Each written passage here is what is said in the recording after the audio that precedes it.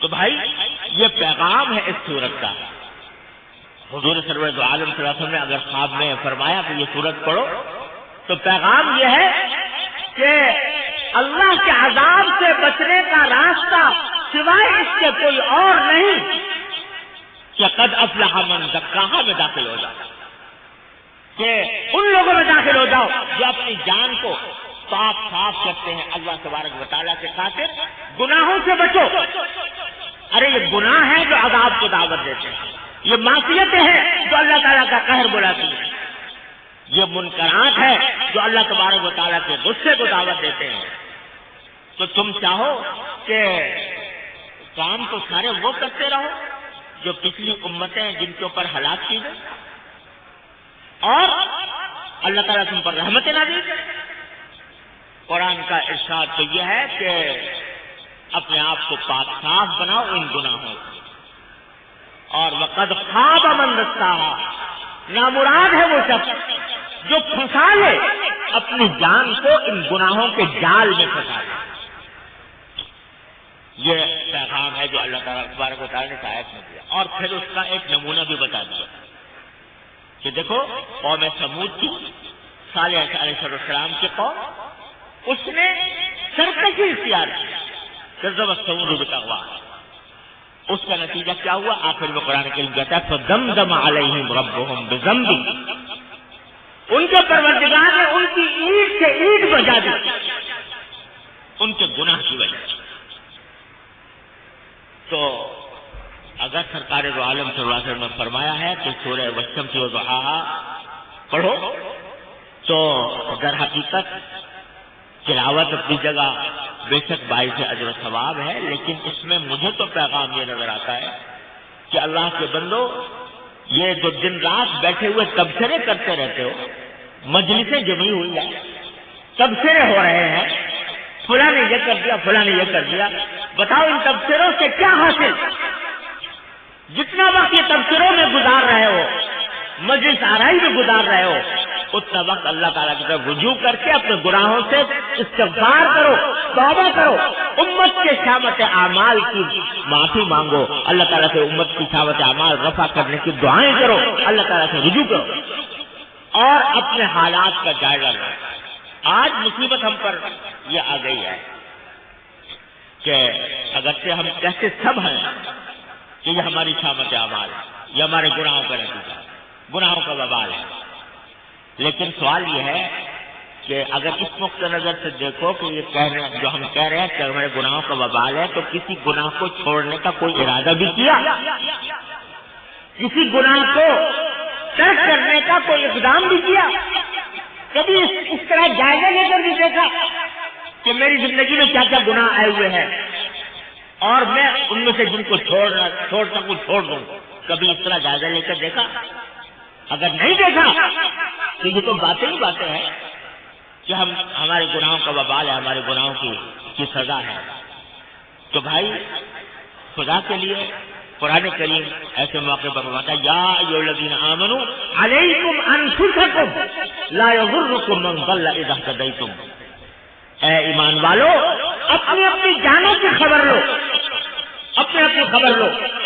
اپنا ہر ایک انسان جائزہ لے کر دیکھے کہ میں سارے صبح سے لے کر شام تک جو زندگی گزار رہا ہوں اس میں کہاں کہاں گناہ مجھ سے ہو رہا ہے، جھوٹ کتنا بول رہا ہوں، غیبتیں کتنی کر رہا ہوں، نگاہ کا غلط استعمال کتنا کر رہا ہوں، اور کانوں کا استعمال کتنا زیادہ غلط کر رہا ہوں، زبان کا استعمال کس طرح غلط کر رہا ہوں. اس کا جائزہ لے کر اپنی فکر کرو. اگر تم نے اپنی اصلاح کر لی تو جو لوگ گمراہی کی طرف جا رہے ہیں وہ تمہیں کوئی نقصان نہیں پہنچا سکیں گے جب تم اپنی اصلاح کر لو گے. اور ہوتا یہ ہے کہ جب انسان ایک شخص اپنی اصلاح کر لے ایک چراغ جل جاتا ہے. اللہ تعالیٰ کی سنت یہ ہے کہ چراغ سے چراغ جلتا ہے تو پھر اللہ تبارک و تعالیٰ روشنی کو اور پھیلا دیتا ہے. لہذا میرے بھائیوں اور بزرگوں، اس صورت کے پیغام کے طور پر اگر آج ہم لوگ یہ ارادہ لے کر یہاں سے اٹھیں کہ اس عذاب کو دور کرنے کے لیے، حالات کی سنجیدگی سے اپنے آپ کو بچانے کے لیے اللہ تبارک و تعالیٰ کی طرف رجوع کر کے اپنے گناہوں سے استغفار کریں گے، توبہ کریں گے۔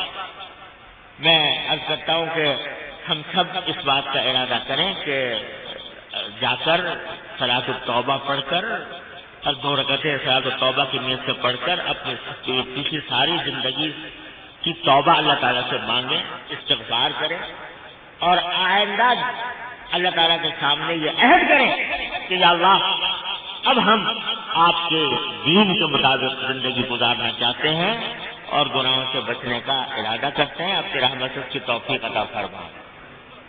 یہ دعا کر کے اور پھر اس عزم کو تازہ کر کے اپنے آپ کو ہر طرح سے گناہوں سے بچانے کی فکر کریں تو کچھ بعید نہیں ہے کہ یہ رات کی تاریکی ختم ہو کر سورج کی پھیلی ہوئی دھوپ میں تبدیل ہو جائے۔ اللہ تبارک و تعالیٰ پھر امن و امان کا نور، ایمان کا نور، اسلام کا نور، اطاعت کا نور اپنے فضل و کرم سے ہمیں عطا فرما دے۔ اللہ تبارک و تعالیٰ اپنے فضل و کرم سے، اپنے رحمت سے مجھے بھی اور آپ کو بھی اس پر عمل کرنے کی توفیق عطا فرمائے۔ وآخر دعوانا الحمدللہ۔ اللهم صل على سيدنا مولانا محمد وعلى ال محمد كما صليت على ابراهيم وعلى ال ابراهيم انك حميد مجيد. ربنا ظلمنا انفسنا وان لم تغفر لنا وترحمنا لنكونن من الخاسرين. ربنا ظلمنا انفسنا وان لم تغفر لنا وترحمنا لنكونن من الخاسرين. ربنا ظلمنا انفسنا وان لم تغفر لنا وترحمنا لنكونن من الخاسرين. ربنا آتنا في الدنيا حسنة وفي الآخرة حسنة وقنا عذاب النار. یا ارحم الراحمین، اپنے فضل و کرم اپنے رحمت سے ہمارے سارے گناہوں کو معاف فرما دے۔ یا اللہ ہمارے تمام چھوٹے بڑے اگلے پچھلے خفیہ علانیہ ہر طرح کے گناہوں کو اپنے فضل و کرم سے معاف فرما دے۔ یا اللہ اپنے رحمت سے ہمیں دین کی صحیح سمجھ عطا فرما۔ اے اللہ اس پر عمل کی توفیق عطا فرما، اس پر استقامت عطا فرما۔ یا اللہ ہر طرح کے گناہوں سے، منکرات سے، معصیتوں سے اے اللہ ہمیں توبۃ النصوح کی توفیق عطا فرما۔ یا اللہ آئندہ کے لیے ہمیں اور ہمارے گھر والوں، متعلقین احباب کو اے اللہ ان گناہوں سے اور ان معصیتوں سے بچا لے جو آپ کے قہر و عذاب کا سبب بنتے ہیں۔ یا اللہ اپنی رحمت سے، اپنے فضل و کرم سے ہماری حفاظت فرما۔ اے اللہ ہمیں ہمت عطا فرما، حوصلہ عطا فرما۔ اے اللہ ان گناہوں سے بچنے کی ہمت اور حوصلے کی توفیق عطا فرما دے۔ یا اللہ اپنی رحمت سے، اپنے فضل و کرم سے ہمیں اس گناہوں کی آگ سے بچا لے۔